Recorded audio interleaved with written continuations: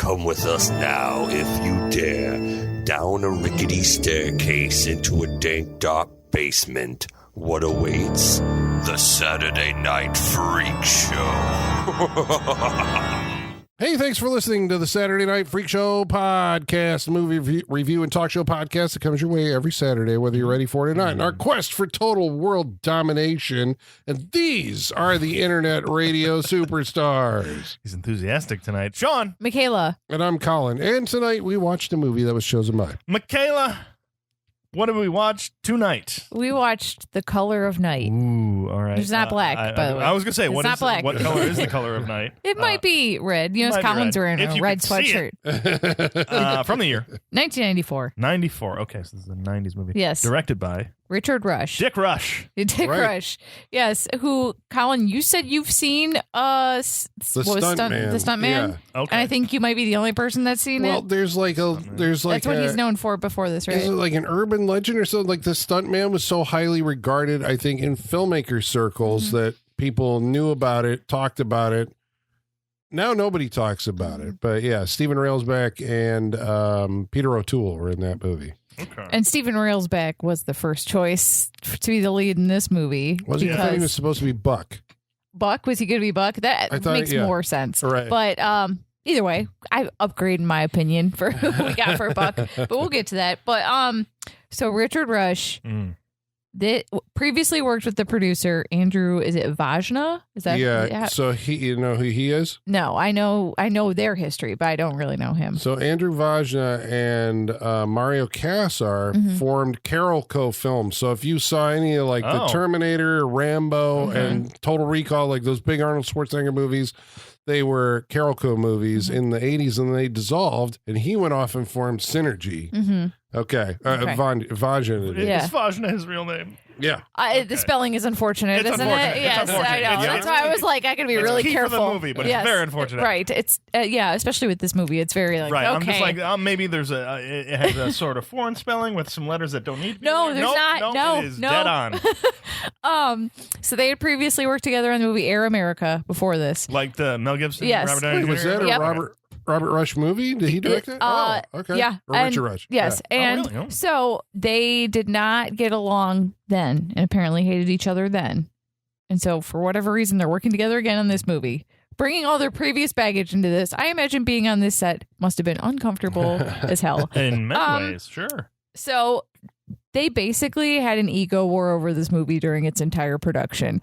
And it led to two separate cuts of the movie. We have Andrew Vajna's version, which was the theatrical release, which was 121 minutes, so 2 hours. And then we have the director's version, which is what we watched tonight, which is 139 minutes. Okay. And they brought everyone into their petty little war. They submitted both of their cuts independently for MPAA rating, and then Vajna got mad that Rush's cut got an R rating on the first go and his didn't. And then they started arguing with the MPAA. He said, "How could you give that guy's cut an R, but you gave mine NC-17?" So these personalities are dragging everyone into their war in Hollywood. It sounds like a fucking nightmare to me. They're like, we can't rightfully give the Vajna cut Yes, an R rating. exactly. We can't do Didn't it. they do like something They where did a dual screening. This Yeah. is another part. There's layers that Sean, you're going to love this. Oh, okay. So they're just like, we will This find kept out going. which cut is better. Yes. Sean, this escalates to someone getting a heart attack. All right. So Vajna said, I'm pretty sure he was like, let's show our movies side by side, the same theater in San Francisco. We'll ask the audience what they think. Good God, to be a fly on the wall for this. Oh, man. Imagine watching this movie twice. The 5 they hours watch of your it life. twice or a They different screened audience? it to Oh, shit. each Wow. time. Yep. And then the Who went audience first? Because That that's color. an Right. argument there in Yeah. itself. Yes, Jeffrey Rush or not Richard Rush, not Jeffrey Rush. Good God. His audience, they agreed that was the more cohesive and easier to follow cut, and they liked that one more. Well, that was not enough to put it to bed because then Vajna dropped a bunch of stories into the tabloids saying that the reason why the movie commercially failed once it was released was because he was a bad director and it was his fault. How shitty is that the producer released his cut to theaters, it failed, and he blamed the director. Yep. Wow. This is when Dick Rush has a heart attack because these tabloids are saying he ruined this movie. And imagine you're being gaslit by your producer, like publicly too. And like, I mean, that stuff matters when it comes to getting more work, right? Yeah. You know, Has he worked again? I think Rush? there was. He's I'll like have a to check. Terrence Yeah. Malick Yes. figure. He's like made like 4. He made Freebie and the Bean, which I haven't What seen. the fuck Yes. is Freebie and the Bean? I don't know. Because I hear the title all the time. Yeah. Yes. And I do not know what it is. So escalates in Rick Dick Rush having a heart attack, right? They come to a truce because the heart attack nearly killed him. He was hospitalized for a while and had to go to rehab. It was not a good time.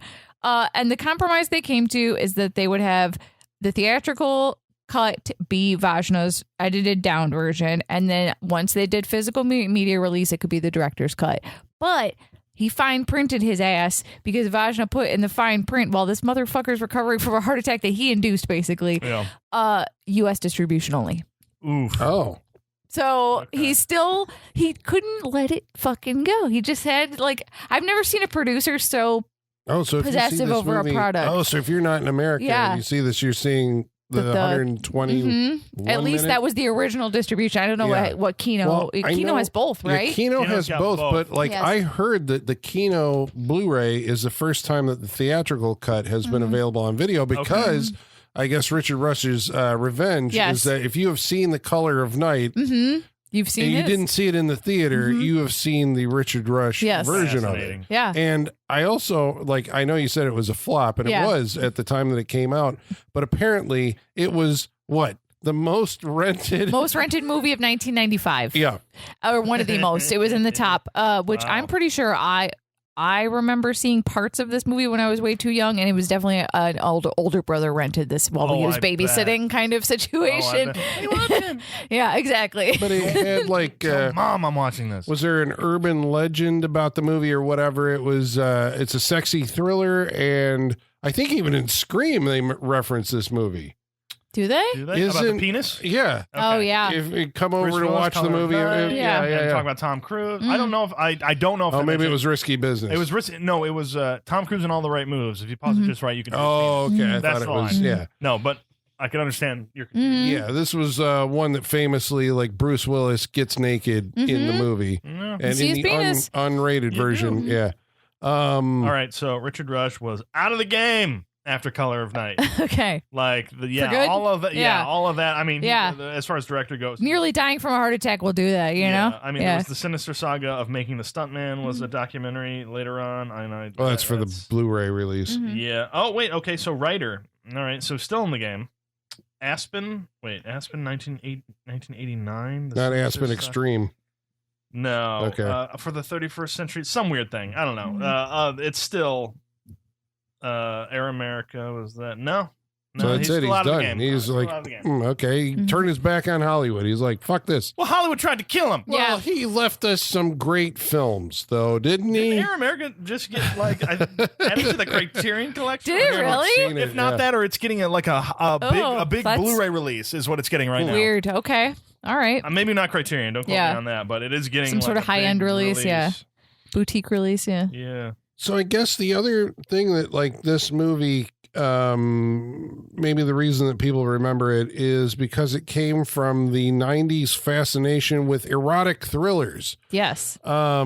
Which we haven't done a lot of erotic thrillers on this show. I think that's because so many of them are lost to time because they were mostly VHS releases. They were shot on film and cut on tape, and so they never were mastered in a high definition format in the 90s. But what was the thinking behind that? Did they think it wasn't are they trying to go for a cheap money making thing? Yeah, I think so. We're working on the exploitation of nudity and the lure tales you can tell. Yeah. So if we can just make them quick, we don't necessarily have to make it look good. As long as someone's naked, someone's getting murdered, there's a mystery to solve. Right. Where did that come from? I guess, when we were talking about this movie, I was like, how everyone loves a film noir. Let's put some nudity in it and make it even more. I guess, yeah. And that is, I think, where it tracks back to Double Indemnity or something like that, right? But then in the 70s, you kind of have, Playboy and pornography that people could go see Deep Throat in the theater. Let's find a happy medium. And the happy medium becomes, well, I mean, even the Italian giallo like has like a sexy component to it, right? That you know, and then you have, I think, like Body Heat with Kathleen Turner, and then Dress to Kill, maybe, right? And then you have Fatal Attraction, and Fatal Attraction kind of, that's 87, but that kind of gives way to like Basic Instinct. And Basic Instinct is really like the floodgates are open. I mean, like even to get there, you had to have... Yes, the Sharon Stone floodgates are open, yes. But didn't you had to have like late night Cinemax, programming that kind of fed into this. So we need like something to air between 12 and 3 in the morning. Yeah, where does it end though? I mean, like because they're not around anymore. Nobody makes I think they only exist in the form of like Lifetime movies now, which like are pretty chaste, but they have to. I think an erotic thriller has to have softcore sex scenes in it to be, because that's why you're should. They had The Client List on Lifetime, Colin. They did. That was a show that ran for like 3 seasons. Yeah, was The Boy Next Door, which we watched on this show. That was a Blumhouse movie. I mean, it was like a PG-13. Yes, it was. Because there was like hardly any nudity in that movie. There's an oxymoron. Yeah, a PG-13 erotic. Yeah. Well, did you see? What was it Dark Waters, the Adrian Lyne movie? Because he made 9.5 weeks. And I saw Obsessed, which I've been meaning to bring to the Freak Show for a long time. That's from 2009. That was an erotic thriller with Idris Elba, Beyonce, and Ellie Larder. Oh, yeah. Was that 2009? Yeah. Jesus. I've been meaning to bring it to the Freak Show. It'll come eventually. I remember that. Well, Dark Waters was that one with Ben Affleck and... the Slugs.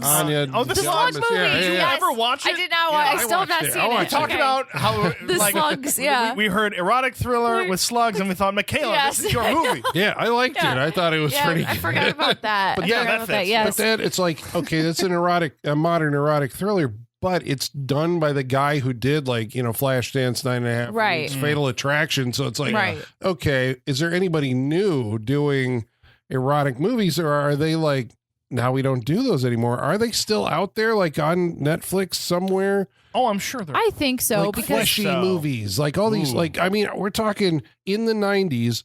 On VHS, every week there was Night Eyes or Indecent Exposure or Intimate Obsession. And no. Okay. Well, I mean, the big ones. That's where we still are then. The big ones were, there was in the 90s, there was, I don't know if you'd call like Indecent Proposal, but like Sliver. Yeah. Fear.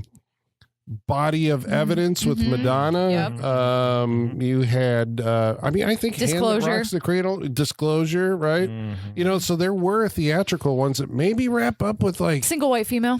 Yeah, I think that qualifies. I haven't seen that movie. Really? It's good. Bridget Fonda and Jennifer Jason It's really Leigh. good. I've missed, I think, most of that kind of movie from that era. But you end up like, Showgirls, like the end of it, like Joe Esterhaus, like wrote Basic Instinct and a lot of things, really. It's not really an erotic thriller. It's just like we can just do a movie with like a bunch of nudity. It's the thing is Verhoeven overlaps with the erotic thriller a lot. No matter what movie he's making, it's got a little dash of that in there. You know? I didn't see Benedetta, but I heard it's like I heard that was crazy. Yeah.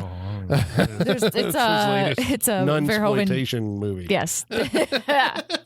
What's came what's out like 2 sexier than years nuns ago. just being like, forget the habit? Yeah, pretty much. There's a whole subgenre of that if you want. I bet. Nasty Nun and there's a whole. All right, we maybe I'm going to pump the brakes right now. Street porn. All right. Yeah. Maybe we won't go there.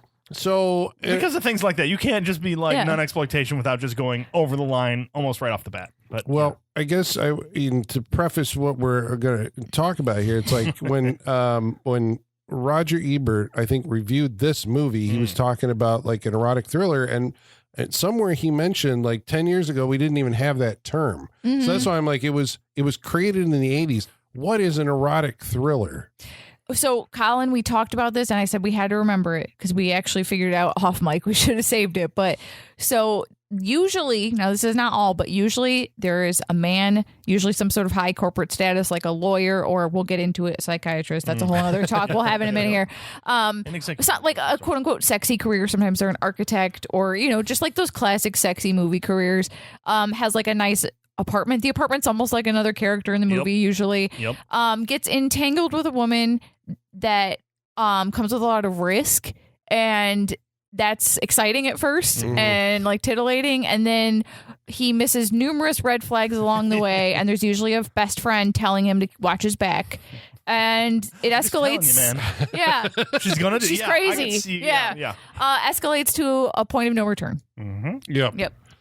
Yeah, I mean, and usually for various reasons, and it crystallizes usually around the femme fatale, which is a film noir, trope. And Alfred Hitchcock, I think, created some of the templates that these things are all based on. Yeah.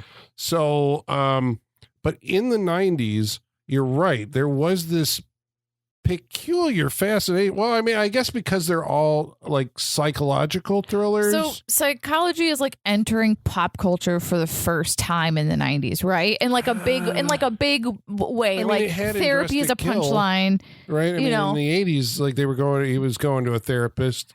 I think it starts there, but it really ramps up. It ramps up, yeah. Because Frasier's popping off pretty hard at this point in time, right? True, like therapy speak, and the idea of therapy being this thing that maybe any person could go to, and it's not just for like really insane people, is starting to happen in the pop culture, like the lexicon at this time. And new erotic thriller starring Kelsey Grammer. It could happen, man. Now. He's the boss, right? There's a show called Boss. He was the boss. He was boss, yeah. But they're under the umbrella of erotic thrillers. We have this subgenre of 90s erotic psychiatry thrillers where we're fascinated with the mind. Getting in people's minds. What's more intimate than getting in someone's head? Getting you know? in their minds and their desires and their wants and getting in deep into that and just talking about it. And usually there's like a psychosexual motive for the eventual the killer. Yeah. When the killer is unmasked, it's usually because of something. But like, what are some of the titles of the 90s psychiatrist? I know I'm missing some, so listeners, please tell us. But I was cross-referencing my 90s erotic thriller Wikipedia and keyword searching psychiatry through them all to see what I could pull up, and I only found 4, including this one. But Whispers in the Dark, which I've had on the list. Yes. One with Dress to Kill, obviously. Color of Night, this one, and Final Analysis is also a psychiatrist. Okay, I think. But I know I'm missing some other ones. Movie. I think there was Jennifer 8, and I don't. It feels like it just felt like that was a trope, right? At that time, it's like there was always a scene in a psychiatrist's office, and somebody was the psychiatrist gets involved with the patient that he shouldn't, or her sister. Yep. And we're going to use Strays. Yeah, I think that's happening in Strays. So this is one of those movies. This movie famously won all the Razzies, I think, didn't it? It won a lot. Yes, including the Worst Picture one. Yeah. But then it went on to win the greatest award of all time, the Maxim Magazine Best Sex Scene Ever. Best sex scene ever. I mean, which one?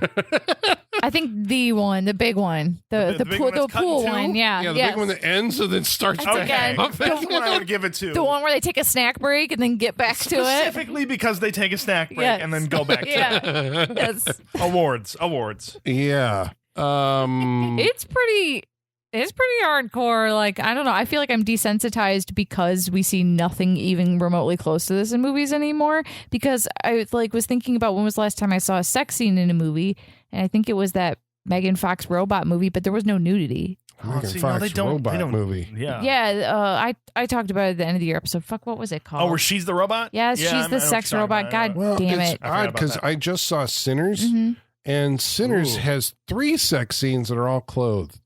See, when it's clothed, it almost doesn't count. I was like, because people were describing it as these hot sex scenes, and I'm like, no, I would refer them to this. So what is it just because there's because what you always hear is porn is so ubiquitous and anybody can get on their phone now and pull it up. So they're like, okay, if you want that, you can go just find porn. Right, but we also want famous people. Yeah, exactly. I want famous people get naked. More of this. Yeah, exactly. That's what's missing.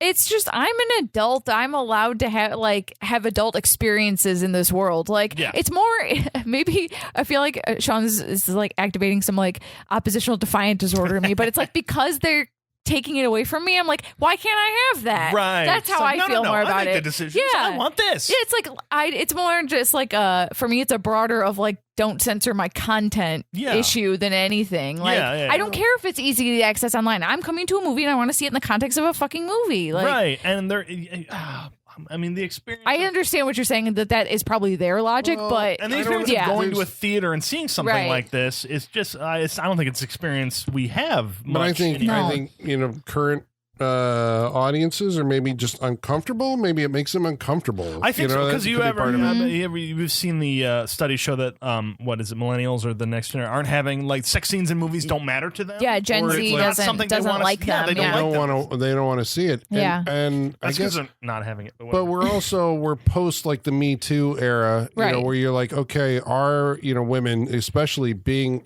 exploited in these roles? But I guess it doesn't take into account like people who want to actually do it. Just want to enjoy it and see it. Well, I saw like Anora was famous because it didn't use intimacy coordinators. What? Anora. Oh, okay. There was a big hubbub because they didn't use intimacy coordinators. Right. And I know a lot of these movies obviously didn't. And unfortunately, I'm sure a lot of women were exploited. But I think there are also actresses who are aware of like, the Sydney Sweeneys of the world who are using their abilities and talents, to foster that audience. As long as they're not, again, like you said, as long as they're not being taken advantage of, we appreciate them being like, no, I'm going to do this because this is what people enjoy. Okay, this is like a conundrum I have, though, because I tried watching this show Euphoria that is for Gen Z, about Gen Z, and it was so hardcore, so much intense sex, drug use, and all this stuff from the jump,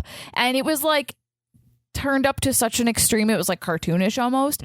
But that show was like the most popular show amongst that generation, and I remember watching it and being like, first of all, this is just trauma nonstop and I don't enjoy this, but also like this, no teenager lives like this was also my next thought, which shows my age. But I think I was like, okay, whatever. Like that was very much my attitude about the show. Like, okay, I'm sure all that happened in one day somewhere, right? Something. But because that show is probably the most extreme stuff I've seen in recent memory. Yeah, for sure. They do all the elements of something like this, but you're right. The trauma, and they're all teenagers too, so it's making it so traumatic for them. Right. Turns those elements, it doesn't make them sexy, it doesn't make them nice, it doesn't make it something you enjoy watching. Right. Euphoria feels very exploitative. It's gross. Well, see, that's, I was going to say. It's hard. I couldn't get it into it. I gave it a couple episodes and I was like, this is nonstop trauma happening to literal minors. But like, I'm okay with like now, like the only acceptable way that you can like portray, naked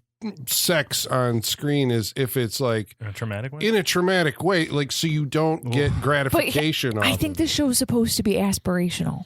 Oh no, I think this show is not supposed to be like I don't know. I think that's the consequences or the effect it's having on me because I'm an adult watching a show for teenagers. I think that's part of it. Is I'm watching this with a 35-year-old brain, being like, "Oh God, this is horrible." And maybe that explains why they don't want to see nudity because it's like, well, it's all trauma and bad nudity. Yeah, that's maybe that's what it is. Yeah, maybe. But I think you're right. It's like it's not gratifying. Yes. In any way where you can make stuff that is.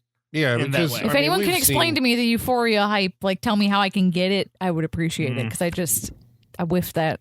I missed it. I just couldn't connect. Yeah. But I didn't realize that makes me sound a million years old. But I was just like, I'm going to try what all the kids are watching and then didn't care for it. My fellow Euphoria kid. Yes. Well, I know Bruce Willis is in this movie. Who's in this movie? It seems kind of odd for him to be in this type of movie, but like his wife was well, I mean, like Bruce Willis in an erotic thriller, maybe not. He's performed in a bunch of different genres. That's always what I kind of liked about Bruce Willis. He wasn't, just comedy guy from Moonlighting and or action dude. Like he was in Billy Bathgate. He was in Pulp Fiction. It's like he was in what the fucking movie we mentioned, Butterfingers. Hudson Hawk. Hudson Hawk. Yeah. I only bring it up because I'm fucking traumatized by that goddamn movie. See, I'm sad I wasn't here for that, and I would love to bring it back, but I think everyone would hate me if I made I was all watching it again. I don't want. No, I don't watch it. I don't think I can take the Bruce Willis as a cartoon. Yeah, I don't think I can watch it again. Well, there's something to be said, I guess, just to finish that thought. Like his wife, obviously, Demi Moore, was in a bunch of ultimately in like striptease and stuff like but also she was like kinda, a lot of stuff like that. She was naked a lot earlier on as well. Yeah. But didn't she birth the devil in one movie? Like what? Did you guys know? I just found this that out. was the Seventh Sign. I I think we need to bring that to the show. That sounds like a freak show movie. I just found out. Did you know her ass is the ass on the cover of I Spit on Your Grave? Yeah, I did not know that. Is it, Like but is that original? true or Original? a rumor? She says. So I saw. She said she posed for it and that she signed copies of it for people. Okay, even. she so does. All right, yeah. Like The original poster for Yeah. Okay. That ass is Demi Moore's ass on. That ass. Yeah. On I Spit on Your 'Cause Grave. that was Yeah. back when she was doing Parasite for Charles Band. 3D Oh, horror God. movie. In That's her Parasite? debut movie. Oh, I didn't Oh, we know might she have was to in bring that sometime too. I got it in 3D. Yeah, Oh, of course, my Colin God. does. Yeah. So Bruce Willis is in this movie, and He is. obviously now Bruce Willis is in decline. It hurts a little bit to watch him, doesn't it? Yeah. Well, that's what we talked about. I'm just like, first of all, I haven't watched a Bruce Willis act in a movie Right. in a little bit. Like, just because I don't think I've watched a Bruce Willis movie recently. And considering what he's going through now, he's not in anything new. So going back and watching him like during be his an- prime, right, be an actor. Yeah. Yeah. I have a question. Is Bruce Willis a sexy man? Yeah. Oh, yeah. Okay. Always. He's just always looked 45 years old though. True. Like he Yeah, was yeah. like he was born looking that way. Yeah. That's very true. Yeah, but I always thought he had great 5 o'clock shadow. He does. Such good. Yeah, it looks so he good does on that him. Yeah. very well. Yeah. He's got that like not overly muscular. Like, Yeah. It's like aspirational body I form. find It's him- like I could be that. Yes, and I think that that's what it is for me. Is that I find his relatability disarming and charming. Like There you I'm go. like I'm not threatened because this feels familiar. Does that make sense? Because he looks Yep. like a normal person. Right. He looks like someone that could live here where we live that we Right, would but see he's- regularly. yeah, Right, You but know? he's fucking cool. Yeah, exactly. Yeah, yeah, yeah. He's Exactly. always a cool. Yeah, always a Exactly. cool dude. Mhm. I guess that's always why even he parodied that with Death Becomes Her. I mean, like Yes. you look at that performance. Oh, And, So good. you know, That's an actor. He's Yes. fucking great in that Yes. movie. Oh, I love that movie. I fucking love that movie. So obviously, watching him tonight was, I guess, the first time. Yeah, I haven't watched a Bruce Willis movie in a Yeah. while. So Jane March is also in this movie. She is. She's in a lot of this movie. Mhm. and she was And in a lot movie, of her is in this movie. Yes, she was in a movie called The Lover prior to this. She right? did she do a few erotic thrillers? No, it feels wasn't an erotic thriller, but it was an erotic movie All right. from Yeah. the All right, guy who yeah. did like Name of the Rose. And It was like an art house kind Yeah. of Okay. deal. But she was so, naked. Yes. Yeah. And so I think that led to her casting because I think that's probably a trap that a lot of actresses fall into. It's like once you take your clothes off in one movie, you are the woman who takes her clothes off. Right. And so And much stuff. so that it's become like a cliche among actresses. They know this is. Yeah. Now you see, actually, There's been you songs do- at the Oscars about you this. do see actresses doing nudity in movies now, but they're usually like they've already had a very established career. You know, the Nicole Kidmans or Charlize Theron's, or Yep. like where they're like, okay, I've worked this long, it doesn't really matter. My Right. career is not going to be impacted by this. Right. Jane March was just starting out. She was how old when she made this? 21. Movie? And Yeah. hasn't. I mean, I looked at her IMDb credits, and it was like she went to like direct to video stuff like Yikes. after this. So, and then I think didn't she marry the producer of this movie? Did she? I believe she did, and I think Not what's Bruce his name? Willis Not and Vagine. no, not What's his Viana. name? Vajna. Vajna. Vajna. Sorry. That's the closest I got. There Yeah. was some guy on the crew of this movie she met and got married to. Good Bruce for him. Willis was like at the, and Demi Moore Oh, were wow. at the wedding. And then she later married Stephen Waddington, who was the guy who gets Sounds beheaded in Sleepy She Hollow. married Carmine Zazora, who produced Hudson Hawk and Die Hard. Hudson Hawk. Yes. All right, so she hung around the Bruce Willis circle Yes, for a little yeah, bit. yeah. Right, She was so they were she was a Bruce Willis hanger on. Yeah. friends. Okay, got you. When you go through stuff like this, Oh, you probably become yeah, friends after yes, that. You're yep. just like, yeah, we know Yeah. each other intimately. There you go. I always Yes. wonder about that. It's like, what So was Demi weird. thinking at night when Bruce would come home from work? It's like, well, today was the day, huh? Yeah, the pool You scene. had your- Yeah, but she was also Demi Moore. Like, Yeah, it's so she like- knew, like, he was cool with it, and I guess, like, yeah. their whole dynamic seems like it's been cool. I love their dynamic Yeah, now, their even though the dynamic- circumstances of it Right, are but they've tragic. always But seemed like when you see a couple who has divorced, Mm-hmm. especially a big Hollywood couple like that, but they like get along, and maybe it took a little bit behind the scenes to get to that point, but like they're good with each other. It's nice to see. So you imagine their relationships were just like, you're good. I know what the job is. You hope. So, Maybe not, though. They are divorced. Yeah. I'm Something speculating didn't go here. well. Yeah. Okay, so this movie, I mean, it is an erotic thriller. Indeed. But there's a lot going on here. I mean, a lot. So, I will say that I knew this was 2 hours and 20 minutes coming into it, and I was not looking forward to it. I wasn't bored for 1 minute Right. of this movie. now, is it because it's crazy? That is an element. Yeah, that is crazy. it's dense. There's a lot to unpack There is. at But different also, points. Yeah. yes. But also, let's talk about the cast. Because Yeah. the cast is part of what keeps this very interesting. We get Brad Dourif in this. We get, I forgot his name, but Benny. Kevin O'Connor. Kevin O'Connor. he It was is in like all a the- murderer's row of like horror character actors in this Yeah, movie. right? Yeah, Lance Henriksen. Lance Henriksen Yes. is Leslie in this. Ann Warren Mhm. from Clue. Yeah, yeah. We love Clue. Ruben Blades is in the movie Yep. also. In a is he the great cop? fucking part. Yeah. I like Ruben Yes. Blades. Yeah, he was like a singer, and then Yeah. like there was a while he was in a bunch of stuff. yeah. Yeah, We because we said we- Predator 2 and Predator 2 and Two Jakes and you Two saw Jakes. him I in- said Once Upon a Time in Mexico, the capper for the Mexico trilogy for I'll tell you why I like his part, because there's a lot of because he doesn't give a shit. but his dialogue. So he's the cop investigating the murder here that happens. But a lot of his Scott dialogue. Bakula? Oh yeah, we gotta. yeah. We should probably set up that at some point. But yeah, the murder. Yeah. Ruben Blade, like whenever he's delivering his dialogue, his is one of the ones where I'm always like, you're thinking like on the page, what did this line look like? Yeah. And then how did he deliver it? And he comes off with some of the like out of left field like ways to interpret this line. Yes. And it's great. That's why you get a career. It's just I like don't even know how you people, like it's like Yep. amazing. he's just got some great one-liners. Yeah, great interpretation of the material in front of him. There's that one scene, and this is probably why this movie goes down as like, what the fuck? They're leaving the Whiskey a Go-Go. Yes. And I know. And it's great. some guy bumps into him, and he's talking to Bruce Willis. He's like, you got to get away from those people, blah, blah, blah.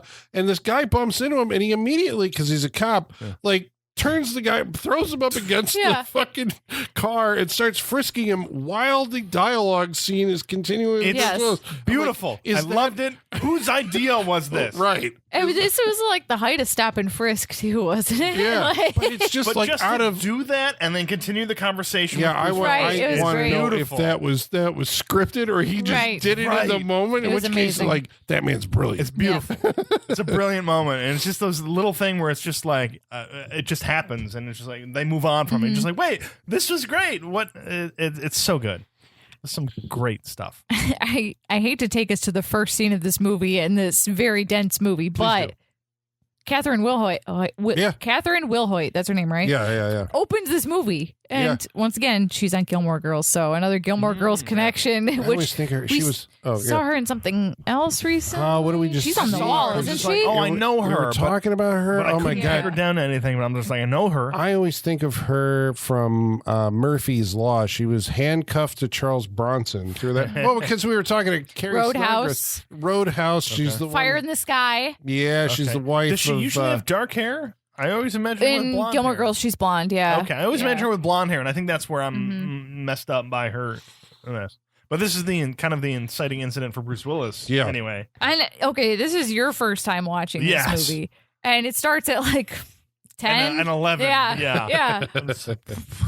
So I mean, what is it? It's She's in got there- like a very dark, like Oh, yeah, dark it's the blunt very wig. first scene. Yeah. She's got a green, very bright green dress on, Yep. which is important. Yep. She's putting makeup on. She's having a Joker breakdown in the mirror. But putting it on and then putting it on her teeth. Yes. She's coloring her face with lipstick. Yep. I saw it in the DVD menu, the Blu-ray menu, Mhm. but I didn't see it in the thing. She's got a carousel of lipsticks. Oh, Like, I Yeah. don't remember it from Is the she? movie, but No. Yeah. I don't think it was in there. No. Technically, I think it's cut out or it's in the other version, but she's got a carousel of lipsticks that she picks out and puts one on. But she does that, and then she's got a gun because she's obviously breaking down at this Okay, point. but before that, when she's just putting the lipstick on normally and then pulls out that gun for a second, I'm like, oh, she's kind of chic. She's dressed up all nice. She's got like the gun. She's gonna go out and like have a good night. And then I was like, oh, I forgot that that's not this movie. Right. Like, that's not this movie. Okay, and then you're just like, okay. No, when she started doing the list, I'm like, bad boy, things yep. are coming. And then she'd like, obviously feeling suicidal at this point, she puts the gun in her mouth, and then she begins to fillet the gun. Yeah. For an uncomfortable amount of time. And a second is an uncomfortable amount of time to fillet a gun, but she does it.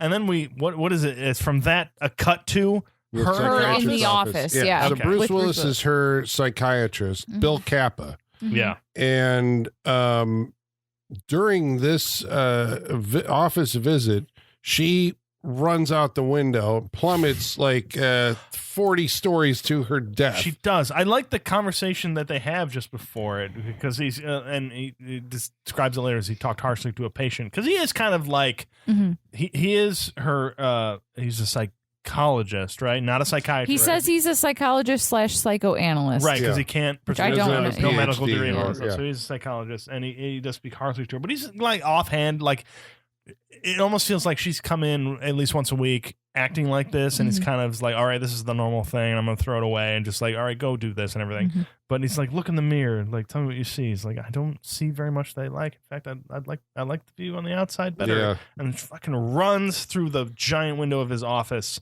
and this is like how many stories up? It's a lot. All the stories of up in New York, and she goes out the window and down to the street. And I turned to Colin, and what I said was like, you know what's great about this scene? They threw a body out a window. Yeah. They threw an actual body, mannequin, whatever, You out had a to window, block and streets that day to get let that it shot. fall for 100 stories It onto the street. goes below. on for a long It time. does. It's dropping for a long time. And Colin, you brought up a thought I didn't have. Is that's a long time to think? And I was like, oh God, yeah. Yeah, you got a lot Holy to shit, think about yeah. on the way down. Hopefully you passed out. I at would some hope point. so. Oh, but Well, but his this is an patients incident. died. Yeah, because his patient dies. But when Kappa looks out the window, he says that was the most red blood I've ever seen. Yep. And in that moment, the blood turns black or gray, Gray, Yeah. and yeah. he loses the ability to see red. So he becomes colorblind. So we have the damaged protagonist, right? Yes. Who has a psychological problem of his own that's going to be thrust into a murder mystery. Indeed. Who gets murdered?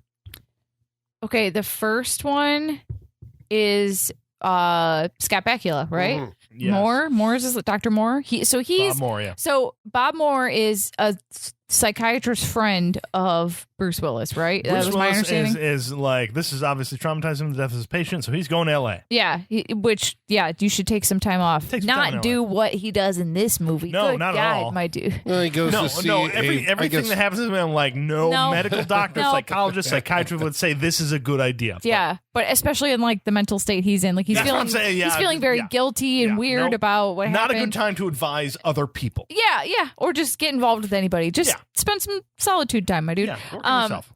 He goes to see Scott Bakula in LA. Scott Bakula is leading a group therapy weekly meeting, I guess. It is weekly. It is weekly. I have a question about. I enjoy it. I don't understand it. The baseball glove. The baseball glove chair was Love very it. distracting Love for it. me. Don't get it. How Don't can get I it. take therapy seriously sitting in a giant baseball But mitt? maybe that is. It's supposed to be the levity to break it up. Yeah. To be I like, mean, oh, it's a maybe, baseball yeah, chair here. yeah. Maybe I can relax a little bit. I 'cause- guess like if I'm unloading my deepest life traumas, I don't want to look. I don't want people to see me sitting in a giant baseball glove because like That's true because the I can visual of it. imagine- No, it is the visual because I can imagine in a movie like shooting Yeah. someone having a very And you meaningful, slowly emotional pan breakdown. out. And then slowly pan out or a cut. Yeah, out cut. to a wider where they're sitting in a fucking baseball. Yeah, glove. yes, exactly. It's hard to take it seriously. Hard to take it It's seriously, but okay. and these I don't know anything about group therapy. I only know about individual Right. therapy. Good God, I never want to do it if this is what it is. No, what Holy is the shit. group The therapy- point of group therapy. They're not getting anything out of this. Therapy I only see in like AA Yeah. or when they're in a nut house. Mm-hmm. The one you gotta bring all the patients together for it. Yeah. Right. I don't understand why they would voluntarily we're all going to meet and Right. express our like. How does this improve their situation? There is something to it because I think it happens more often than we're giving it credit for here. But if you're all the victim of the same tragedy, that makes sense. Yeah, but they're not. If there's similar tragedies, they don't even seem to have the same neurosis. No, they don't. That's why. Is the problem. That's why, like, you can't like one size fit all a therapy session like this. Right. And like, I hope they're paying next to nothing, if nothing, for this because according to this man's office, they're paying top dollar. Yeah, because they're not getting anything out of this other than like furthering like.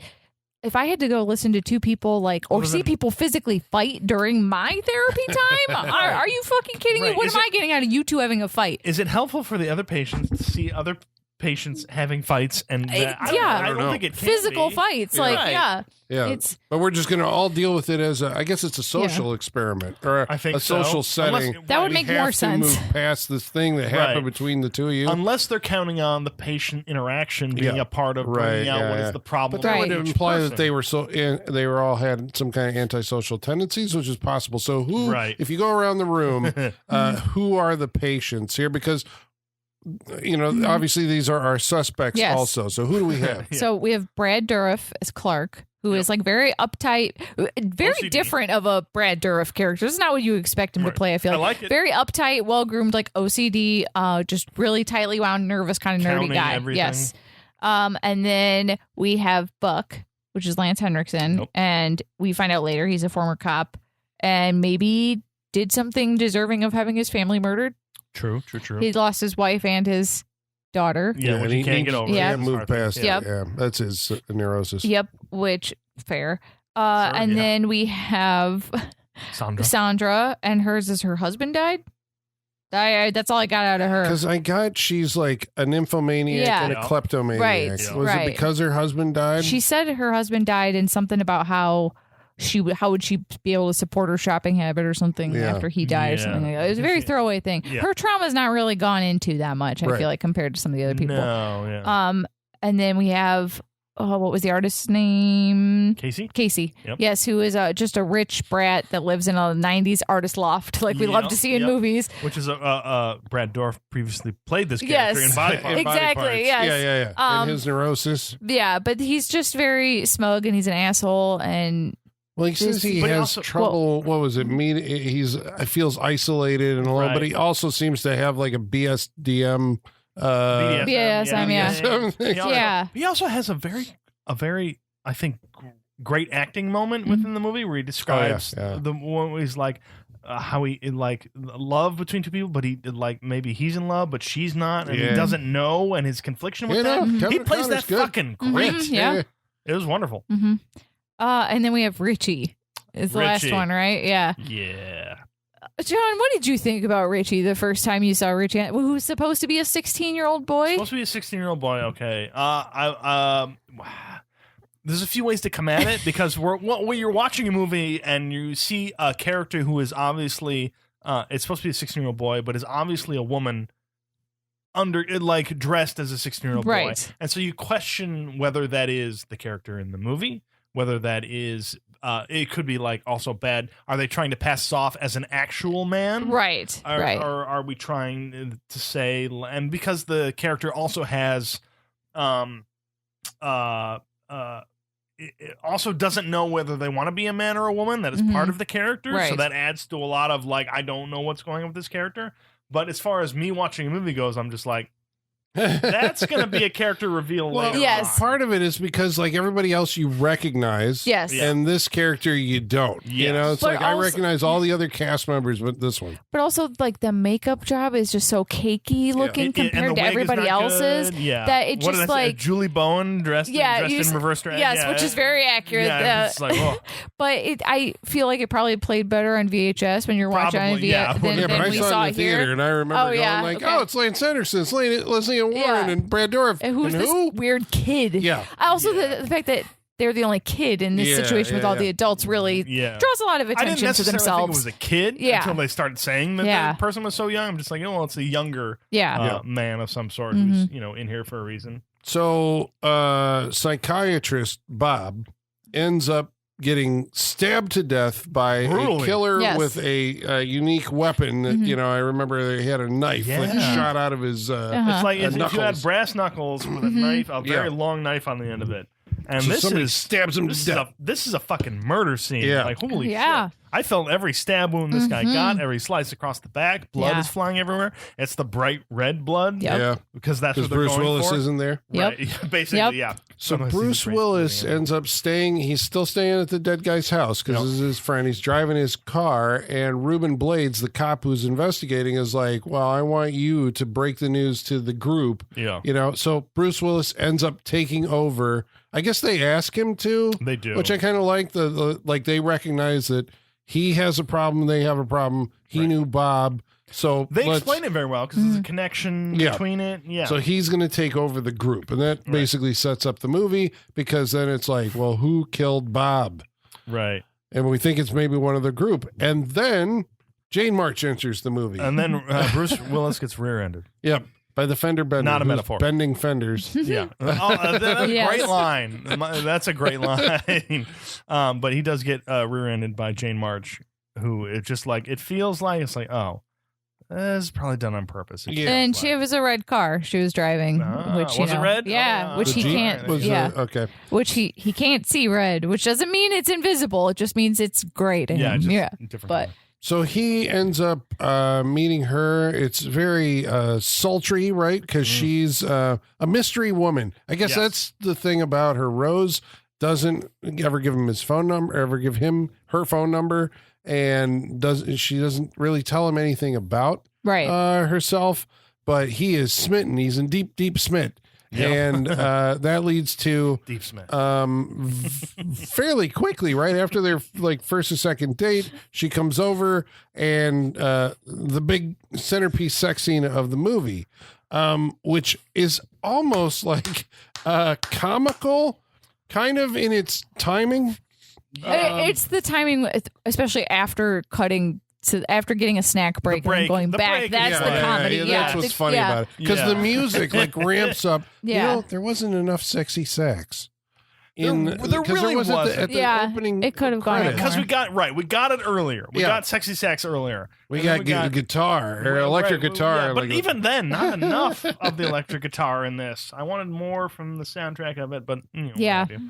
But they're having again, sex in the pool. They're having sex in the bedroom, and then he dresses for dinner.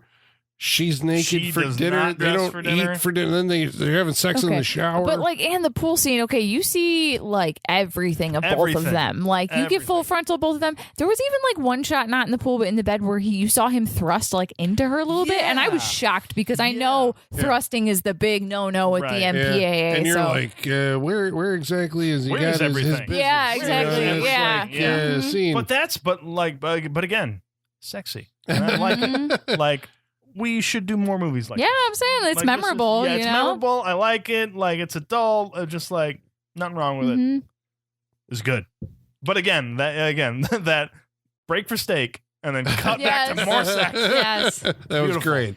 Maybe Wonderful. that's why it's the greatest sex scene according It to might be. Maxim. So, Maxim. Bruce Willis then begins basically an investigation, right? Because he's thinking someone in the group killed Bob.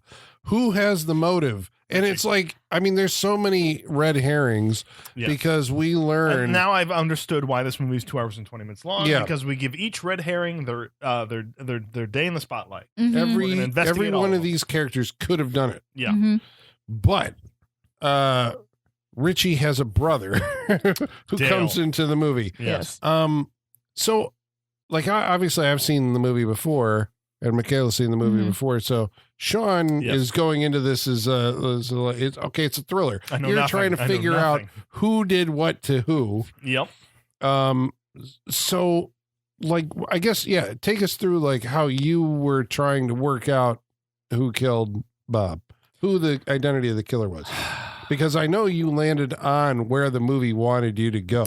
Yeah, but it depends on what point, because you look for motivation and you think, okay, well, it's got to be someone from the group. We're not going to introduce this whole group of people without it being somebody involved in this somehow.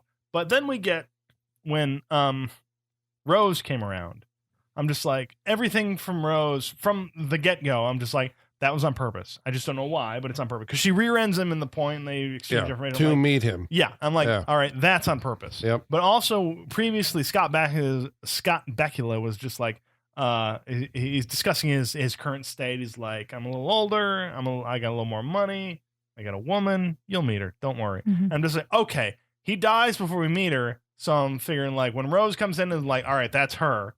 Okay. So what is she doing? But she's not telling Bruce Willis that she was dating, and you're assuming she's also dating Scott Bakula. You're right. So when Rose comes in, I'm already like, all right, she's suspicious. Yeah. Right off the bat. So I'm trying to figure out her involvement in this outside of just being attracted to Bruce Willis. So that's what I'm looking at in this. And at a certain point, because the actress has some very specific features that you can't help but notice, and I'm just like, okay. And so I pegged her as a certain character right off the bat. Because it turns out all of the characters in the group at some point are saying that they are all dating like this woman who's making them feel, seen in a way that they haven't before. And they describe her as the same way physically, and yet they don't make the connection. These people are idiots. Well, that leads to that Ruben Blades thing. How did you people? Yes, he was right. He was right. But and at the same time, it all started at the same time for all of them, too, But I have a question about the construction of the movie and how it's supposed to be taken by the audience. Because we do get Sandra not too far into the movie, or maybe like halfway or something like that, or she's got a friend who's her shopping buddy and what have you, and like that. And it shows up, and it's Rose. It's Rose. Yeah. Yes. Am I supposed to know that's Rose? She has an English accent. She's wearing a wig. Yeah. She's a little whiter in the face. I don't know. Like, having watched it, I'm not even sure, like, if that was the intent, that the audience was supposed to go, like, that's Rose. Right. Because later, there's a scene where Sandra ended up taking off it's Bonnie's wig, and it's Rose. And we're like, is this supposed to be a surprise? Right. We're not supposed to know before she took the wig off that is Rose. There's another reveal later. Musically, it says this is supposed to be a revelation. Right. And I'm just like, it's not. Which one? The big revelation. The big revelation. We can talk about it. Okay. They've seen it. Rose is Richie. Richie is Rose. Yeah. Yes. And so later on, when Bruce Willis takes off Richie's wig to reveal Rose, the music is a big, build up to a revelation that, oh my God, it was her the whole time. They didn't think we would notice her very distinct teeth. This is what I'm wondering. Did they not think her anime eyes? Well, I think they give Richie dentures. Right. Yeah, but so to change his mouth a little bit, but it's like it's not enough. It's not enough. Yeah.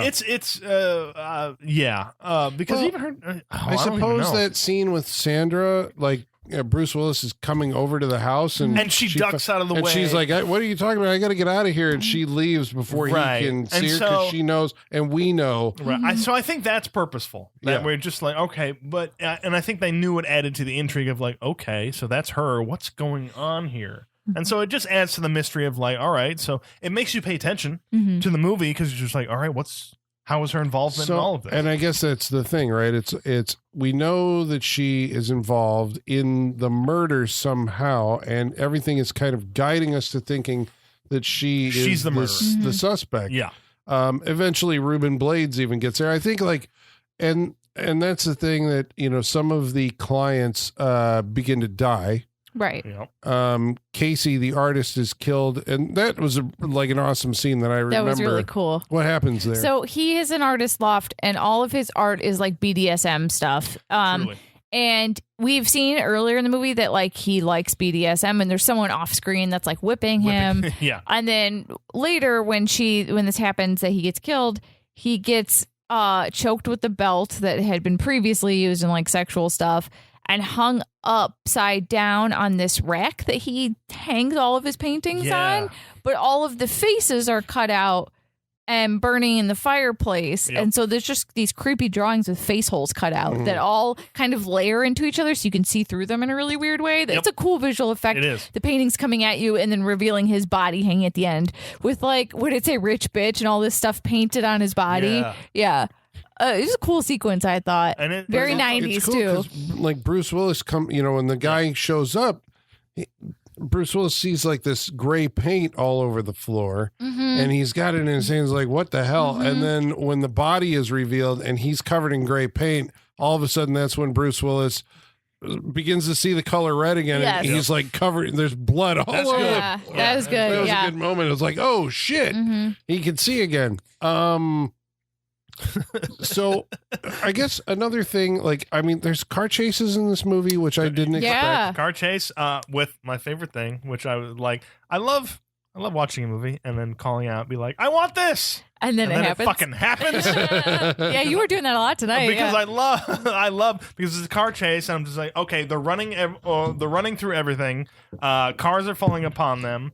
Stereotypical car chase things are kind of happening. All I said was like, I want a plate glass. Yep. Being carried by two guys that they run through. Probably a shopping cart. Right. Yep. And I want them racing a train over the tracks before someone gets hit. That's all I want. And God damn it, did I get it. That shopping cart exploded. Like, it's like, did you have extra watermelons I in know. this thing to make them go boom? And like, oh man, I was just thinking about that person's life. Could you imagine your car just bought all the groceries, and groceries are fucking expensive, and it just got exploded by a car right in front of you. Like, oh, honey, you're home. I thought you went to get groceries. What happened? you're You're not gonna fucking believe this. I can't. I need to sit down. Yeah. I'm gonna tell you what happened. The grocery cart exploded. Things got hit.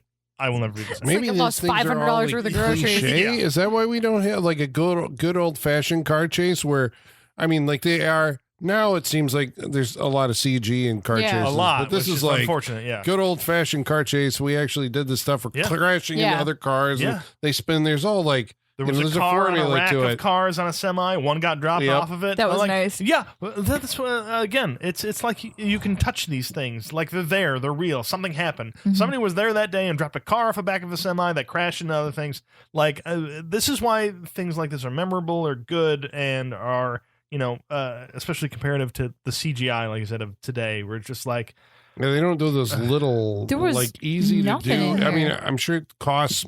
Something to set it up, but the cost, like the effectiveness, has got to outweigh the cost of it. We've been doing it for like 100 years. We've been doing it forever. Yeah. It felt good, like mentally and on my eyes, to watch a movie that didn't have any CGI in it. Like it felt like that feeling when you're like, I read a book. Fuck yeah, I read a book. That's kind of what it felt like. It's like I did something good for me. Right, and like, then you look at the book and you're like, fuck yeah, I read did it. that. Yeah. Because you can look at it, you can sense it, you can feel it, you can feel that crash of metal into each other, and you know it's real. Because there's always one hits one and it spins the other one out. Right, and I think physics. Physics. Who knew? Physics is a big part of filmmaking that.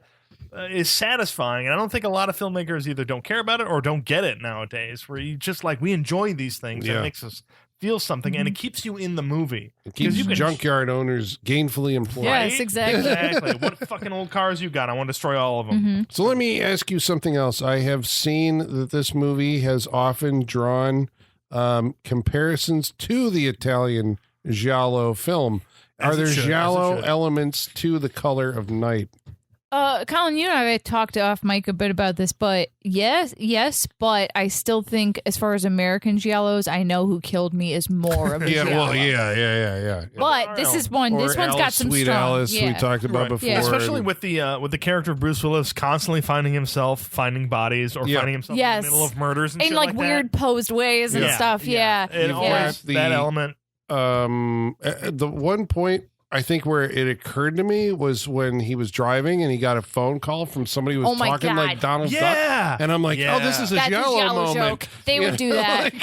They always insert those weird random beats that like you're not sure if they're for comedy or just to like fill time or what. But this movie has those too. So there's going to be a mystery. And it's like, it's not like a strict giallo because I mean, giallos don't have car chases. Right. But I guess it does have, there's the guy who is in over his head in a strange place who may hold a key to the murder that, it's like it has all these elements. I think the artistry of the entire movie also adds that element. Yeah, the production design of that you have to have in a giallo movie. All of that adds to that. There was the scene where he's having like, it's like their first dinner date or whatever. And like, all the lights behind her are lens flared out so brightly. It's like she's sitting in front of like a sparkly background. It's crazy. Right. And that was a stylistic choice. Choice because it also because if you cut back to him, it's just all like stark and black and everything. But makes her angelic. Yeah, it does. It does, and that's what they're trying to go for with all that stuff. And that's just like that's a great element to stuff. And he uses a lot of like split diopter shots that De Palma made famous. There's rack focus, or not. Sorry, rack focus, but snap zooms. That like giallo movies.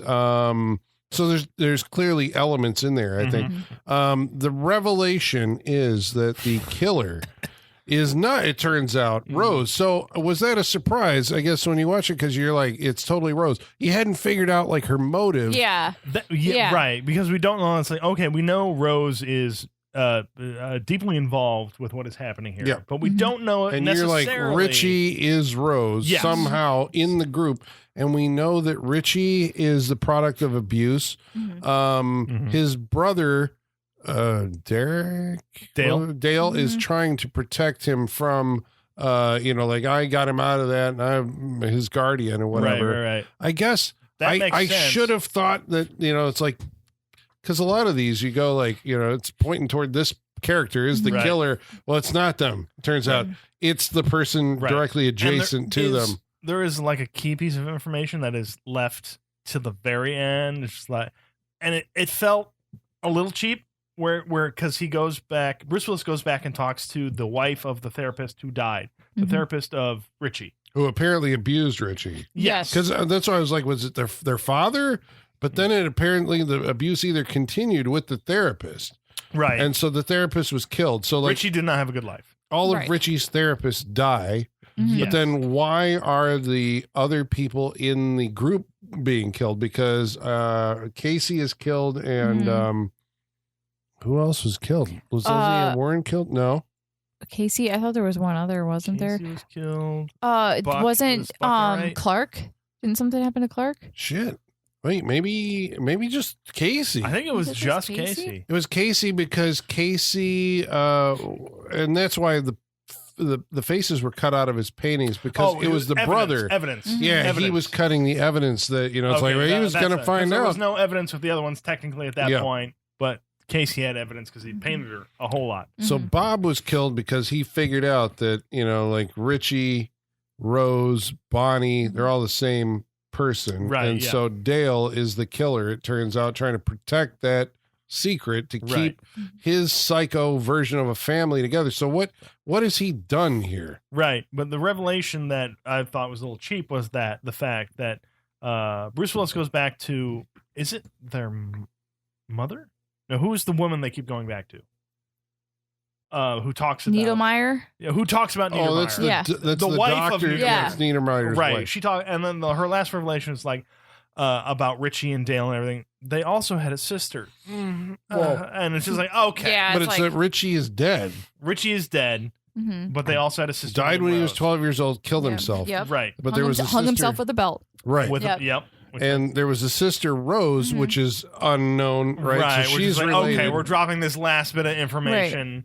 So you can't figure out the movie technically until a character reveals this. Because I guess the psychological thing that's going on here is, right, all three of these kids are abused by either their parents or their psychiatrist. Or by each other. Or Dale. Yeah, possibly, right? Because Dale then hurt people. He wants Richie to stay alive, so he forces Rose to become Richie through abuse. And Rose develops a split personality where there's at least three personalities. Richie, Bonnie, the dream girl, and Rose. It's ironic that Bruce Willis meets Rose. Right. While all the other ones and not Bonnie. Right. Bonnie's also, I think, the name of the killer in Dressed to Kill. Really? Oh. Ooh, right? I think you're right. It's Bobby. Sorry. You're right. So I think that's the thing that they're supposed to be, getting across is that Rose is actually in love with Bruce Willis. That like these two fell in love, and so that's going to break the psychological trauma. The climax in the movie takes place, as a lot of these do, so you got like it's weird, right? You got like a phallic structure, which is this like during a rainstorm. Like a cage, tower cage, which goes up way higher. into the clouds, Way higher than literally I thought. into the clouds. Right. I'm like, this is a stories tall structure. And they're doing this in a thunderstorm? Level warehouse, yes. Let's climb the tallest metal structure we can find in a So thunderstorm. I looked Great. it up. All right, so the thunderstorm represents, right, the conscious mind and the unconscious mind coming together and creating a storm. And Okay. also, I think that was it. It was the flood of emotion from an event that is like coming from the unconscious mind. Right. So that's why all It's these all coming movies up. end with like, the storm. Right. It's Right, good 'cause it all comes visual. up and then we'll wash it away. Yeah. But we do, like, Bruce Willis goes back to the warehouse where Dale works. He's a metal worker and everything. And this is where we come into the confrontation where he's looking for Richie. And Richie is up in a chimney, bell tower, something or other. I don't know what this space is, but warehouses are weird. Yep. But goes up and it's Richie who has been brutalized by someone. And so, like, it's Bruce Willis coming to terms and Richie coming to terms with what is going on. I mean, Bruce Willis takes off the wig, the glasses. Like, I need to talk to Rose. Right. And so he's talking. He's talking to Rose. He's talking to Richie. He's going through this whole thing. This is the revelation we have at the end. Rose is very self-aware. She knows what's going on with the other two personalities. Right. Where I don't know if the other two personalities, are they aware of Rose? But she's aware of Bonnie Right. and No, Richie. I think Richie and Bonnie take over. Yeah. And Rose is helpless. Right. And within that relationship and that structure. And so, I mean, she's been mutilated by whatever and what's going on. And then we have another reveal of Dale. Right. Dale is the killer, and Dale is, there's a big fight with nail guns. There's nail guns. but But you're right. which is a very Giallo thing too. Yeah, it feels like it is, but it's done with a Hollywood budget where Yep. you actually Yes. have stunt performers, being thrown off of buildings and swinging from girders and Right. catching other people as And they. you can do the effects work of nails being shot out and landing in Yes. people a lot. Yeah. Because Bruce Willis gets it in the shoulder. Ruben Blades gets it in like Multiple many fingers. areas. Yeah. So he is can't. He nailed has a to gun, but he wall. can't use it because his hands get nailed to a Dale wall. is a dead shot with Yeah. that nail A gun. dead shot. He's getting I also- the individual fingers pegged up Right. against the wall. It was yeah. gross. Yeah. It is. It's gross. It's great. Yes. I loved it. I wanted more of it. Mm-hmm. But also, I don't know the force of a nail being shot out of a gun to go into yeah, it. yeah. I mean, I know it's going to go through wood, but I You don't. know. Is it able to But do you're this? also looking Based at on my distance. video game experience. Which matters. Yes, I do love getting a nail gun in a survival video game because nails are easier to come by than bullets. That's true, Like, yeah. and you don't need gunpowder. You just load that shit up. Yeah. Until the battery dies, it's Air good. power. You know? Yeah. It's always a good, again, I go back to Lethal Weapon. It's like, it worked in there too? Yep. It's just like a good death weapon. Did It did- Mythbusters ever do anything with a nail gun? I wonder. Now I'm gonna find that out. I don't I'm think sure, it was. Yeah. I don't think. Well, I don't. It may not have been a big enough event for them to like, Yeah. dive into it and be like, "Does this really work?" Can you shoot someone with a nail gun? Right. Yeah.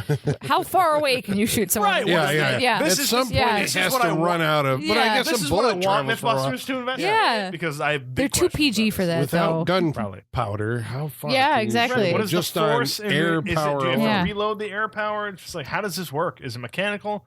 I don't know much Sounds about like nail we guns. need to start our own I Mythbusters think and so. find out. All right, I'm gonna do some deep research on nail guns. Apparently, Yeah. later on. What was your Sean's manliness show that you abandoned? That there was two Sean episodes. does manly yeah, things? yeah. Oh, yeah. Here I you go. Bring it back We for the got nail one gun. episode. Right. Yeah, Yes. nail gun. Next Okay, one. All right. So, am I shooting The myself? first one Like, was the I'm axe. No, Yeah, we'll set up was. we'll set up targets in the backyard and go shoot them out. You All can- right, I'm down with this. see, Yeah, it and we'll was- keep moving it back. Right, but See if we you need can to get hit Travis it. back to Sean does manly Well, things. we can just Episode take the 1. We only did audio one episode. from the. Oh yeah. That's right. call. I think they filmed the second one and never finished You it. know Right? what? Yeah. I think you're right. Yeah. They just never made it to Yeah, the yeah. You're right. The lost episode. Right, dear Brailer, dear listener, see if you can find that video because that one's in the internet archive somewhere. you gotta go to The me chopping wood. you gotta go to It's Oh, Daily. it's out there somewhere? somewhere. It's so old, you It was gotta go to- posted to Facebook somewhere. Yeah, it is. It's there. It's so old. You gotta go to Daily Motion to watch does that You might shit. have to. Right, watch the cat, then Yeah. watch me chopping wood and see what you can come up with. I can't believe I pulled that from the depths of my that was a memory. good I know. call. I'd It's like forgotten about that one. ancient history of the freak show. Well, should we? I guess we're going to talk a little bit more about the movie in our wrap ups, Yeah. what we thought of it. But that's basically the way that it ends. There's a little He bit. can see red again. At the Yeah. end. There's a red light at the He's end. healed. He's very Yeah. And Sure. she's healed Whatever the app. Okay. Do we know that? I don't know that we have confirmation she's healed. Got rid of she's got rid of Dale, who makes her Richie. Yeah. I think there's relief. The aftermath is going to be contentious and messy for everybody. But I guess the final shot just doesn't seem like a great uplifting thing. Oh no, definitely not. It's like, we're crying on top of this tower in the thunderstorm. Cut the credits, yeah. But everything's gonna be fucked up after that. So who knows? But that is our ending. Yeah. Well, we are going to tell you what we thought about the movie, probably in detail here in a minute. But first, we're going to read some of your mail, and in order to do that, we're going to have to summon our mailman. Igor, bring us the mail. Masters, the mail. I've got the mail. So many letters. Our followers are rising. Why, thank you, Igor. I am curious. I was curious how many people had watched this. Right? Yeah. Who's writing? How full the mailbag is? Yeah. Who's seen Color of Night? Well, we're going to find out. First of all, we should let the good folks at home know how they can participate on this interactive portion of our show. By following along on Facebook. Facebook.com/Saturday Night Freak Show. On X. @SatFreakShow. By email. Saturday Night Freak Show, yahoo.com. Or on at least Instagram. I'm having trouble with Threads. So Instagram, maybe Threads. Yeah, I know. Like, who's on Threads? One day it'll get big. It'll be like, oh shit, we should have done this earlier. It had its moment, and then it faded off. Yeah. And it's gone the way of, what was the Google one? Oh, Google Plus? Google Plus. Google Yes. Plus. Yeah, it's like, we got to get off of. I'm sure my profile still exists somewhere. Yeah. But anyway, Saturday Night Freak Show. About tonight's movie, The Color of Night. Mike Miller writes in and says, okay, so we posted some photos to the photos we could post. There's a disclaimer. Well, I wasn't sure about the photo that I posted because it was the one laying on a publicity like, photo of naked Bruce Willis and naked Jane March in an embrace. So far, it's up there on Facebook. But anyway, Mike Miller. So I just opened. Colin, Facebook doesn't do anything anymore. They just have community notes, so we can get away with a lot more now. Just lie about it. It's what was it, Andy Warhol's Frankenstein episode? Almost got our account banned. I'm like, there's nothing I can show you from this movie. Not a lot. Mike Miller says, so I just opened Facebook to this image in a crowded Costco, and the old ladies behind me 100% saw it. Don't even have the movie on, and still getting strong. Parent walks in during sex scene vibes. So thanks for that. Oh my God, glad to be of service. Don't you hate that? I'm just like, I follow these accounts. They're pretty good. It's just like, and they post something to them. They're just like, hopefully the people on the subway car next to me didn't see it. Right. Yes. Travis Legler says, after seeing this picture, I know there's a Die Hard or a Hudson Hawk joke there somewhere. I'm just not sure what it is. Well, hopefully he was a professional and kept his mercury from rising, but still went the whole 9 yards in his performance. I'll see myself out. Nice. Bravo. Well done. All right. We like it. Thank you. Aaron Dawn Gilmer says, oh my God, I'm so excited for this trashy breakdown. C. Hud says, is this the one where we get Bruce and Little Bruce? Little Bruce. Yes, yeah, we don't know if it's Big Bruce, but we saw Little Bruce. Jacob Laws says you should follow this up with Body of Evidence with Madonna. That was also with Willem Dafoe, right? Did we say? And Michael Whitaker says, I'm not going to lie, sexy 90s thrillers are something of a blind spot for me. Around the time I was a kid into comic book, sci-fi, and comedy, and these sorts of movies held little to no interest for me. Oh, sure, I'd watch them. And maybe see an occasional boob or something, but I could also see boobs in National Lampoon's Vacation or Animal House. Which I forget about. That National Lampoon's Vacation was just like, But I think you'll find more interest in this now, my friend. I think you will. It was interesting, very interesting, very interesting. And then I lost interest. Yeah. That's a callback to 2 weeks ago, we watched a movie called Mosquito. We did. And We Love Scary Things writes in to say, we gotta love Gunnar Hansen. Oh, yeah. Yeah, I can. Hard to tell which movie had more sucking. Mosquito or... Is it this one? Yeah. Probably Mosquito, actually. And we posted an image of, I think, the guy who was getting his brain sucked out by the mosquitoes. That's how you sell the movie, right? Yeah, because Dave Forbes says that was the best bit in the whole film. It was, It was good. Well, thank you, all of you, for writing in. We really appreciate it. Now we're going to go around the table, tell you what we thought of tonight's movie, The Color of Night, starting with Sean. Wow. I didn't know how I was going to feel going into this movie tonight because, again, I was focused on the maybe the science of the movie, the fact that it's 2.5 hours long. I was just like, ooh, I don't know how I feel about this. But watching it tonight, wow, wow, 2.5 hours, and for like I said, every single minute of it, I was just like, what's happening? And that is an interesting movie. And that is something that I like, because if a movie for 2.5 hours can keep me going, like I want to know how this ends. I want to know what's going on. I like the characters in the movie because, again, we got a cast that fills out this whole thing, which I find interesting. Brad Dourif, Lance Henriksen. I thought the movie was fascinating. I think it's an area. It's an area in which I'm blind. 90s erotic thrillers, I have no idea. So anything that's brought to me is like hitting it's tantalizing nerves that hadn't been tantalized before, you know what I mean? Or at least in a long time. Right. Not since Shannon Tweed. God bless Shannon Tweed. We've talked about her a couple times the past couple weeks. But it also turns into, like, it's noir, it's mystery, it's just like, man, I came into this not knowing if I was going to give a shit about this movie, and I came out of it going like, you all should watch this movie because it's nuts. And it's fun, and it's interesting, and it's sexy, and I like the sexiness is what I like about this movie, because it's adult sexiness that, you know, we can I think adults can be okay with, and it's not crazy, it's not everything, it's just a nice adult sexy movie, and we're all adults and we can enjoy it. And it doesn't have to be. God damn it! Yes. God damn it! And it doesn't have to be a crazy thing. It doesn't have to be something that's assaulting the morals of America. It's right. Just a fucking movie with adults just, you know, doing shit. And I liked it. I really did like it. I'm like, oh my God, yeah, it's good. That's good. That's a good mystery. It's fun to watch and just be like, that makeup's bad. I know who that is. Or just like, all right, she's in this. Did they? Because it brings so much questions, and the context of when it came out versus when you're watching it now. If you haven't seen it before, it's also, that's very fun to figure out what did they mean versus what came across. Like, you know, were you supposed to know? Were you not supposed to know? That's fun to me. That's fun watching a movie nowadays, especially from back then. Yeah, I liked it. I liked it a lot. I didn't think I was gonna, but man, if that can keep my attention for 2.5 hours, and it's just craziness, things I didn't expect. The backstory is also fascinating between the producer and everything. Yeah, that's a good movie. I like that. This movie caused a heart attack. This movie caused a heart attack, and if you're not used to sexiness, it may cause a heart attack for you. But there, an adult movie that I think is very enjoyable. I will recommend The Color of Night, and it was nice to see Bruce Willis just fucking acting, and, you know, just further cements that we love Bruce Willis, and you know, God bless him. So yeah, Color of Night, I'm gonna recommend it. Like, I like that movie. That's good, man. Colin, what'd you think?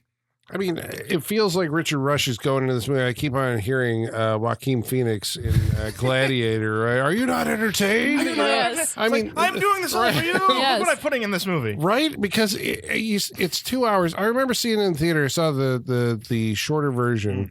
To be honest, I don't recall what the differences are. There's more to it, and I think I think the longer version is more complete, but it seemed like I got the same experience. I liked it when I saw it, in 1994, and couldn't understand why everybody was dogging on it. Yeah. And then, years later you hear like, well, it was the most watched movie of the, I'm like, well, yeah, because it's entertaining as fuck. Yeah. It's so, the tone of it is inconsistent. And I think that is what gave critics a problem. But I appreciated it because it was wild. It would go from very serious to campy to just like extreme, like it starts at like an 11, yeah. Like, okay, we're going over the top, like right out of the gate.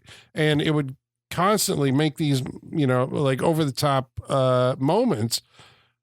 I was thrilled and entertained by that, sensibility going into the movie. Yep. I don't know. I mean, I liked everybody who was in it. I thought everybody did a great job. I thought the score was, is it one of those movies where if you nudge it just a little bit, right, it's a parody Yeah. It's Yeah. a comedy. They did send up the genre with a movie.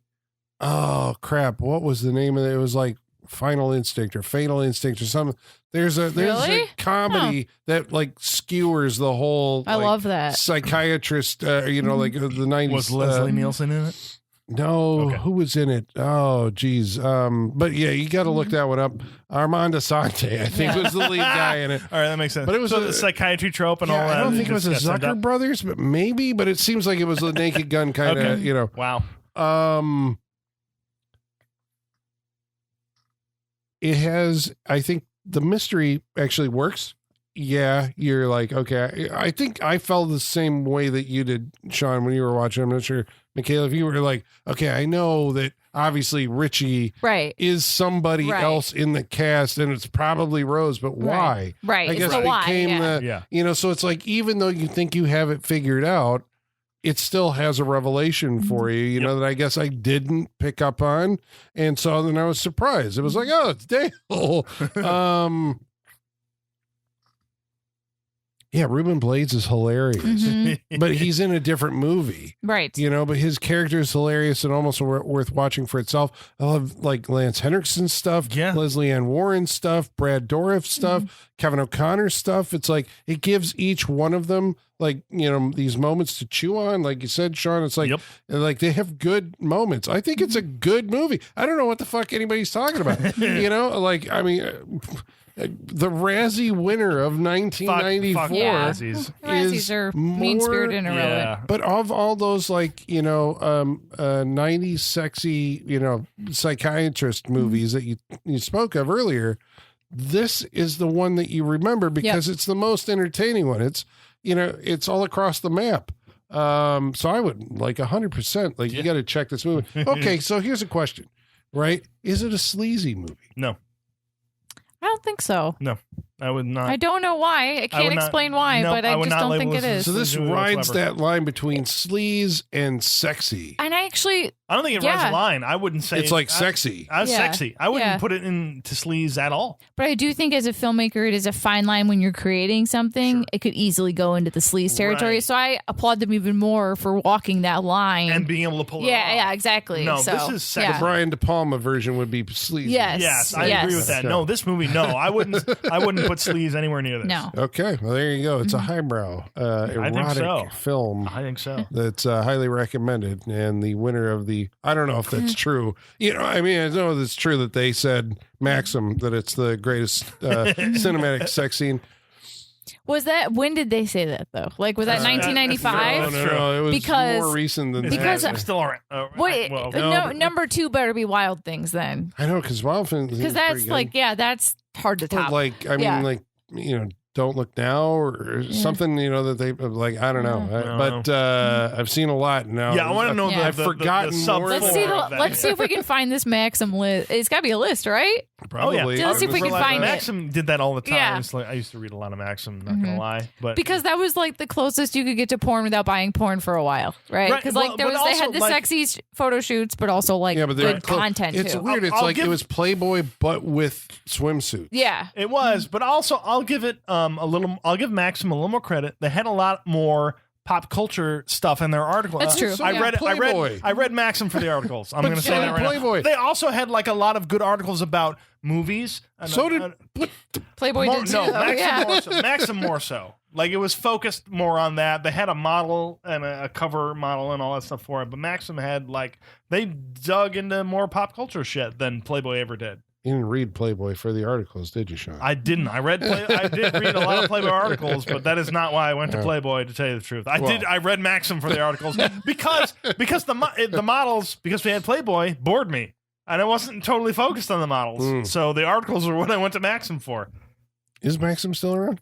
Digitally, I think it is. Oh, like, everything. There's a history to Maxim. nobody It went buys away. It came. You don't want to back, be the whole thing. embarrassed by buying All right, I'm gonna the magazine all right, with the girl all right, on the to clear cover. myself. My dad had the subscription. Oh, yeah, but I did read every magazine that he right. got in the mail. There you go. But anyway, I recommended it. Oh, Richard Rush kept the Maxim Award in his bathroom. I love that. Which is I mean, where I it think should it. be, Just, I think, I was gonna yeah. say I think it deserves a little more respect, but yeah, I would recommend Yeah. it. Yeah. yeah. Oh, okay. Color of Night. Yeah, I mean, I brought it, so it was something that had been on my list for a long time. Yeah, don't trash it now. It's been on my list for a long time, but just waiting for the right time and then the run time. We don't try to pick things this long because it just is a lot it's a lot more work for us. And we have railed against the 2-hour movie. Yes, exactly. Here on the show. I do love that we have 2 completely different cuts that are 30 minutes different in length. Right. That's a huge difference. I think, we're talking about, do they make these movies anymore? Where do they exist? Blah, blah, blah. I think studios underestimate the power of word of mouth because I feel like as a kid, the way I heard about so many erotic thrillers as movies was they would have one scene that really stood out and it would go around the school like a rumor, right? Yep. And so like, that could happen even easier now with the internet. Think about like when Baby Girl came out, there was like clips from that they were going around and stuff like that. People were talking about the milk drinking and stuff. And it's like, they just need to lean into the social media aspect of it all and just give us something to fucking talk about. Yeah. It'll spread on its own. Look at when Saltburn came out, the way people freaked the fuck out over that movie for months. Right. For months, you could not go on the internet without hearing about that movie. That works for these type of movies. Exactly. Yeah. Like you couldn't buy that kind of social media impact through a marketing agency. Right. So lean into it, use it, like make stuff for adults because there's more of us than ever that want to see this kind of content. It's crazy. It's insane. Even though like you can probably pick out who did it right away, it's the why of it and how we get there that's crazy. We didn't even talk about the fact that there was a whole scene where Bruce Willis had a rattlesnake in his mail wax. There's so much crazy stuff in this movie. We knew we weren't going to be able to. We could. I feel like you could teach a college course on like the things happening in this movie. It's got to be seen to be believed. And definitely watch the director's cut. It will go quicker than you think. It is not a slog. It goes fast. No, not at all. Especially because there's a lot of different people you have to keep up with too, so it moves around a lot. But yeah, you got to see it. It is a thing to behold in a good way. And like I said, I do respect it for walking that line and not being sleazy. Like I know I just said I love sleaze like 2 weeks ago or whatever, but I do. But sometimes you got to eat your vegetables too and have something a little bit better for you. It can't be junk food all the time. So as much as I would want it to be, Color of Night it is. Okay, compared to Vice Squad, this is like delicious naked vegetables. I love them. This is like high cuisine compared to like gas station food that is Vice Squad, right? You know, so yeah. But I mean, are you hungry? Yeah, but there's a little place for all of them in my heart, you know. Yep. So do yourself a favor and watch it. Just the way these people act alone is enough to watch it. It's good. Well, there Freak you show go. Approved. That's all approved. three of us. I think Holly would like it. I think she would too. She'd be all for it. Mm-hmm. Yeah. Okay, so next week we're going to watch a movie that's chosen by Colin. If you pick a giallo, I'm going to kick your ass. I'm going to pick a giallo. I've had it on my list for so long, and Colin loves the reaction movie. He does. Yeah, but I've had this one. I miss Giallo January because we do like listener choice. Okay, all right. So this one's been on the wire for a while. Okay, so let me set this up. Oh, right. All right. The Giallo came and went in the 70s, and only Dario Argento was making Giallo movies in the 80s and whatever. But the Italians, being the copycats that they are, eventually made a Giallo that copied Brian De Palma. Oh my God, a copy of a copy. Wow. Oh man. And this is called, and I'm sorry, listener, you're going to have to do some work to but I hope you play along. It's called Nothing Underneath. Ooh, and Donald Pleasance is in it. All right. All right. Sold. That sounds like a Brian De Palma movie. Yes. Like the title sounds like a vague, sexy thriller. Nothing Underneath, starring Donald Pleasance. Yes. Yep. So love there it. you go. This is going to be next week. And this is from the 80s. Like I said, the Giallo's over, but they still made one. When you say Nothing Underneath starring Donald Pleasance, I picture him in the Halloween trench coat, but folded up like he's going to flash you. Yeah. It's about the modeling world. Ooh, so even better. Yeah. Ooh. So shallowness. Yes. Besides Nothing underneath. Okay, it's always modeling and fashion industry with Giallos. All right. Yeah. Okay, so that's we'll try and figure out who did it before the movie tells us. Right. Next week on the Saturday Night Freak Show, we hope you'll join us. And until then, ladies and germs, the basement is going dark.